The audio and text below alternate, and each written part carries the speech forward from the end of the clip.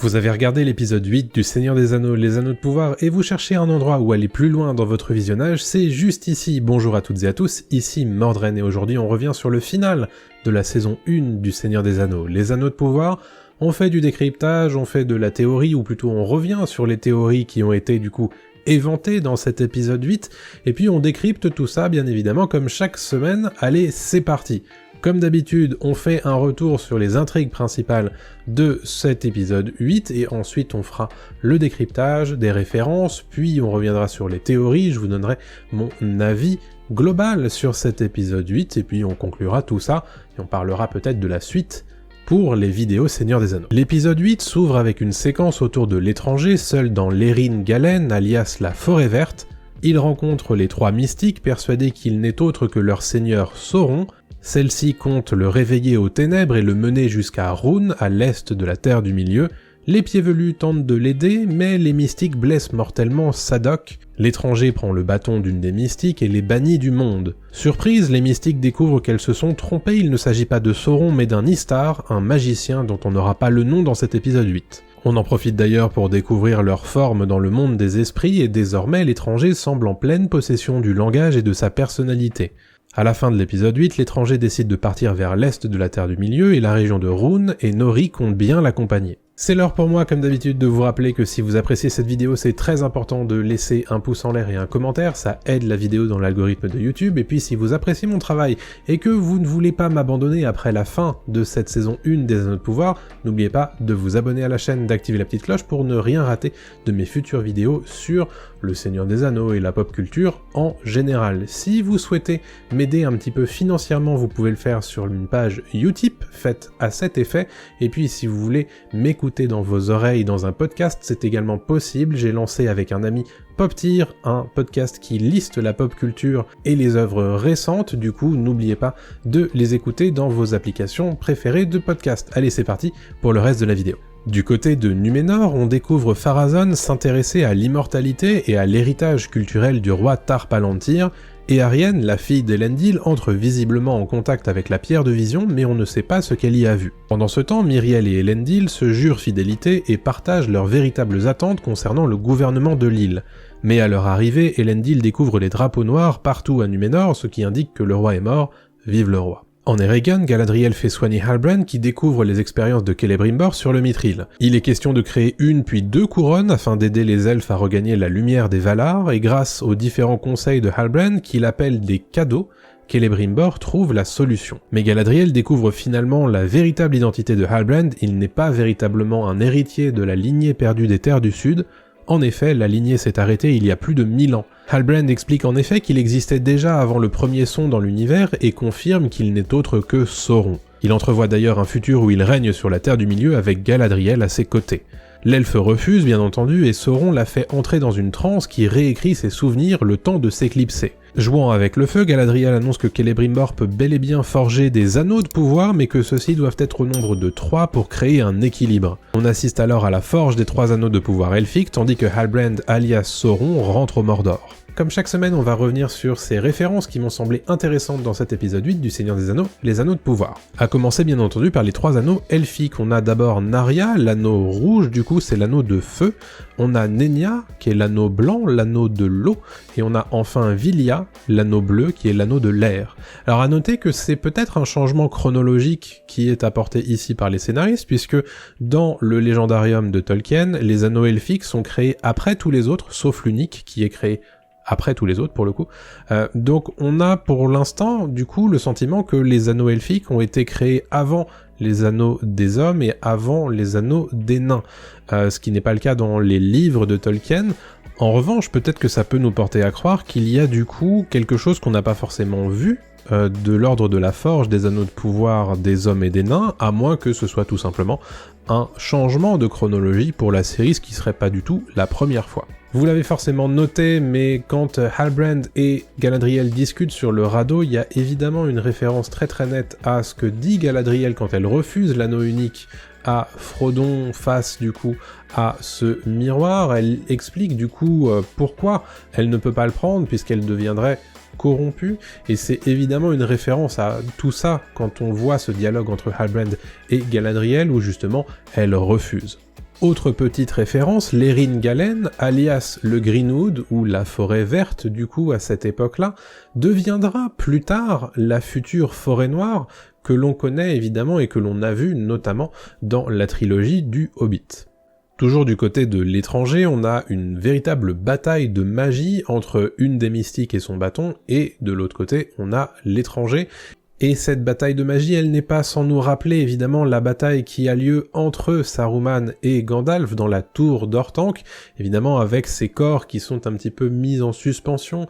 Et donc voilà, tout ça, ça nous rappelle bien entendu, ça nous fait référence à tout cela dans la trilogie de Peter Jackson. De même, quand on voit dans le monde des esprits les formes des trois mystiques, ça nous rappelle bien entendu ce que seront du coup les visions des esprits des Nazgûl dans la communauté de l'anneau, mais pas que, et donc tout ça évidemment nous fait un petit peu entrer dans le monde invisible, le monde des esprits, et encore une fois, référence à la trilogie de Peter Jackson, quand ces esprits sont du coup bannis du monde par l'étranger, on voit ce qui ressemble à des papillons de nuit ou des mythes. Voilà, encore une fois, tout ça, ça nous rappelle bien sûr certains des animaux qui sont autour de Gandalf dans la trilogie de Peter Jackson. On a donc la première fois aussi le cœur net sur la nature de l'étranger, on nous explique du coup par l'intermédiaire des mystiques que cet étranger n'est autre qu'un Istar, le singulier du mot Istari. Alors qu'est-ce que c'est que les Istari? Il faut savoir que c'est un mot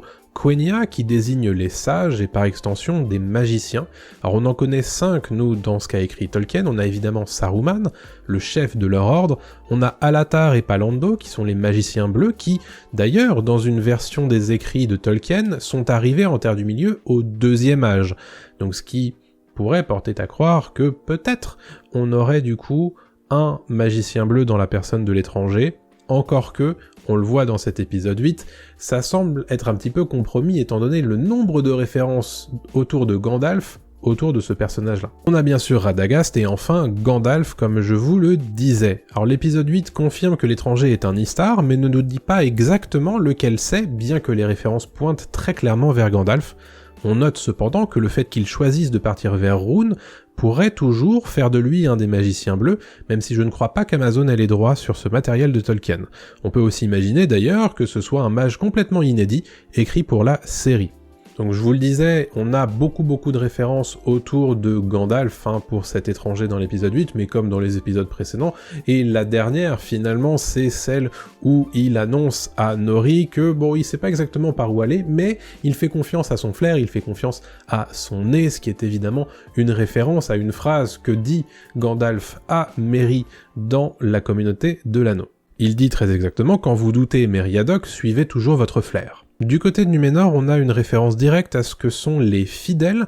Alors pour rappel, à Numénor, il y a 2 partis différents. D'un côté, on a le parti des fidèles, qui sont fidèles par essence aux coutumes pro-elfes, et tout ça sont opposés aux hommes du roi, dont fait partie évidemment Pharazôn, mais tout ça évidemment on explorera ça probablement en saison 2, en saison 3, etc., quand on fera probablement un focus beaucoup plus important que ne l'a été dans cette saison 1, sur Numénor bien évidemment. Et enfin, on va revenir sur ce petit easter egg, cette petite référence qui est dite par Halbrand, qui dit à Celebrimbor « appelons ça un cadeau », un don finalement. Ça fait bien sûr référence au fait que Sauron, à cette époque, se fait parfois appeler Anatar, le seigneur des dons. Voilà, cette petite référence n'a rien de fortuite, bien sûr. Alors cette semaine, on va revenir sur les théories, bien sûr. Alors il n'y a pas beaucoup de théories à échafauder pour la suite pour l'instant, on fera probablement une vidéo à ce sujet complètement, mais on va revenir sur les théories qui ont un petit peu avancé et sur lesquelles du coup on a un point final dans cet épisode 8. Bien entendu, on a Halbrand qui est confirmé en tant que Sauron, et les signes étaient devant nous depuis le début en réalité. On voit encore une fois que tout son talent pour la forge a véritablement un intérêt pour cet épisode 8, puisqu'il aide Celebrimbor. On voit d'ailleurs qu'il réussit à faire tourner l'esprit de Celebrimbor extrêmement vite, Celebrimbor qui est tout de suite très partial à Halbrand et donc à Sauron. D'ailleurs, il y a un plan qui est très joli de cet épisode 8 où l'on voit en réalité un plan qui plonge du coup vers Halbrand. Il y a Galadriel, Elrond peut-être, mais en fait le seul qui a une ombre qui part de lui, c'est Celebrimbor, et quelle est cette ombre? C'est une ombre de Shen. Alors il se trouve évidemment que juste avant ça, il avait parlé à Halbrand, forcément, symboliquement, le fait que ça soit le seul personnage enchaîné nous montre évidemment toute la mainmise que peut avoir faite Halbrand et Sauron du coup sur Celebrimbor dès cet instant-là. Donc au final, on nous montre dans les Anneaux de Pouvoir que les théories finalement les plus simples sont les meilleures, puisqu'on vient nous confirmer que la théorie principale finalement qui tournait autour de Halbrand égale Sauron est en réalité véritable. Du coup, ça pose évidemment question sur la théorie de l'étranger égale Gandalf, bien entendu. L'étranger, du coup, on nous confirme que c'est un Istar, un membre des Istari, donc un membre des sages / magiciens. Alors, est-ce que c'est Gandalf, puisque tous les signes désormais portent à croire qu'il s'agit de Gandalf, ou est-ce que c'est possible que c'en soit encore un autre? Il faut savoir que les showrunners, à l'heure actuelle, expliquent en interview post-diffusion que l'identité de l'étranger n'est pas encore fixée. De même pour David Wayman, qui est du coup l'interprète de l'étranger, aucun ne veut dire, effectivement, ne veut confirmer qu'il s'agit de Gandalf, donc peut-être que le fait que tous ces signes pointent sur Gandalf, c'est effectivement une manière de nous dire oui, c'est bien Gandalf, ou alors c'est une manière de nous mettre encore une fois sur une fausse piste pour nous parler plus tard d'un autre magicien. Peut-être que c'est Saruman, peut-être que c'est Radagast, peut-être que c'est un magicien bleu. Alors il me semble pas que dans Le Seigneur des Anneaux et dans Le Hobbit, on ait du coup le droit de parler d'Alatar et Palando, mais peut-être qu'ils vont écrire du coup un mage inédit, un Istar inédit pour les besoins de la série. En tout état de cause, la question sera évoquée dans les saisons suivantes autour de l'étranger, bien entendu. Donc ça revient finalement à ce que je disais la semaine dernière dans ma conclusion. Je pensais évidemment qu'on aurait une confirmation des deux théories, que ce soit Sauron ou l'étranger. Bon, il se trouve qu'on a eu Sauron pour la confirmation, et donc on va garder le fil de l'étranger pour les futures saisons. Enfin, on peut se poser la question de quelle sera la suite pour Numénor, puisqu'il se passe pas grand chose finalement dans cet épisode 8 autour de Numénor, mais pas mal de choses du coup peuvent poser question et nous donner finalement des fils pour la suite. Il semble en tout cas que Pharazôn s'intéresse à l'immortalité, chose que nul roi ne peut obtenir, dit-il. Il pense évidemment à l'immortalité de Tar Palantir, mais du coup on peut s'imaginer que c'est plutôt pour lui et pour les Numénoréens qu'il imagine tout ça. On voit également Éarienne, la fille d'Elendil, qui a sans doute eu une vision de la chute de Numénor, encore que on peut en douter. Est-ce qu'elle a véritablement touché le Palantir? On peut très franchement l'affirmer. En revanche, est-ce qu'elle a vu la même chose que Tar Palantir et que Myriel et que Galadriel d'ailleurs?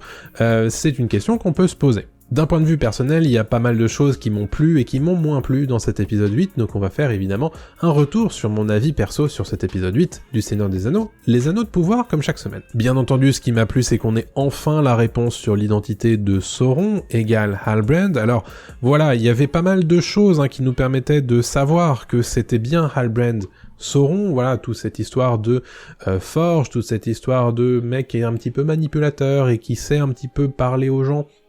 Et ce côté, quelque part, personnage que on commence à apprécier déjà en tant que téléspectateur, mais aussi autour de lui, les personnages commencent à trouver des liens avec lui, donc ça correspond très très bien à la personnalité un petit peu enjôleur de Sauron et d'Anatar à cette époque dans le second âge. Je trouve que c'était bien fichu. Il y a aussi évidemment la forge des anneaux elfiques, j'étais un petit peu surpris d'ailleurs de la voir à la fin de cette saison 1, puisque je m'attendais à ce qu'on ait toutes les forges des anneaux de pouvoir en saison 2, et au final, très cool de les découvrir du coup dans des plans qui sont très très sympas dans cet épisode 8.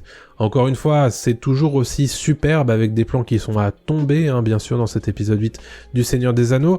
Évidemment, les plans de la Forge des Anneaux de Pouvoir sont très réussis, mais aussi ce plan absolument magnifique où Sauron est en train de proposer une alliance avec Galadriel, où on voit du coup leur reflet et l'ombre de Sauron avec son casque signature dans la mer avec Galadriel à ses côtés. J'ai trouvé ça extrêmement réussi, comme souvent.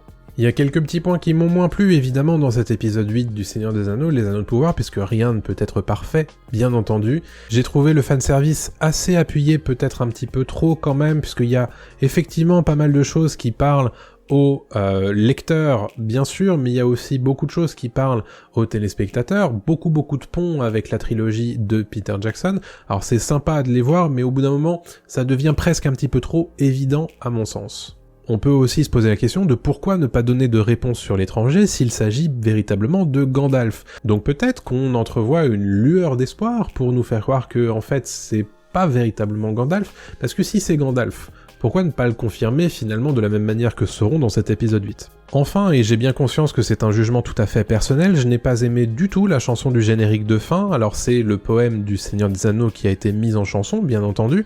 Cette chanson, elle semble inspirée de la chanson de Gollum, qui est donc dans le générique des 2 tours, dans l'exécution en tout cas, ça ressemble véritablement, mais je trouve que cette chanson ne lui arrive pas du tout à la cheville, et c'est bien dommage parce que pour le poème du Seigneur des Anneaux, on aurait aimé un truc extrêmement marquant, extrêmement sombre, extrêmement puissant, et là je trouve qu'on rate un petit peu le coche. Alors peut-être que c'est que je ne l'ai pas encore assez écouté, mais pour l'instant c'est vrai que je trouve que c'est pas incroyable. Pour conclure rapidement, l'épisode 8 de la série Le Seigneur des Anneaux, les Anneaux de Pouvoir est pour moi le plus réussi de cette saison 1. Cet épisode est rythmé non pas par des scènes d'action mais par de belles révélations que l'on a attendues pendant toute la saison 1. On y découvre enfin l'identité de Sauron, et comme je le disais, tous les signes étaient là, et les théories les plus simples sont sans doute les meilleures sur cette série. À ce sujet, force est de constater qu'on ne peut que croire au fait que l'étranger n'est autre que Gandalf. Pour autant, rien n'est confirmé ni dans la série ni dans les interviews post-diffusion, tout est donc encore possible, mais alors pourquoi insister autant sur les références à Gandalf si ce n'est pas lui ? Quoi qu'il en soit, mener Nori et l'étranger vers Rhûn ouvre aux scénaristes la possibilité d'écrire des choses inédites encore jamais lues dans Tolkien. Ça donne donc des possibilités virtuellement infinies, et le temps viendra pour moi de donner mon avis plus global sur la saison 1 des Anneaux de Pouvoir, mais comme le disait Aragorn dans Le Retour du Roi, ce jour n'est pas arrivé. Je compte en effet prendre un peu le temps de poser mon avis sur la série. Quoi qu'il en soit, à la fin de cet épisode 8, j'étais déjà triste que ce soit fini, et de me dire qu'il nous faudra attendre sans doute 2 ans avant de découvrir la suite. Au bout du compte, les Anneaux de Pouvoir n'a rien de parfait, mais j'ai vraiment passé de bons moments devant pendant ces 2 mois de diffusion et je suis très curieux d'en découvrir la suite. Voilà ce que j'avais à dire sur cet épisode 8 du Seigneur des Anneaux, les Anneaux de Pouvoir. J'espère que cette vidéo vous a plu. Si c'est le cas, n'oubliez pas de laisser un pouce en l'air et un commentaire pour me donner votre note sur cet épisode, entre 1 et 5 bien évidemment.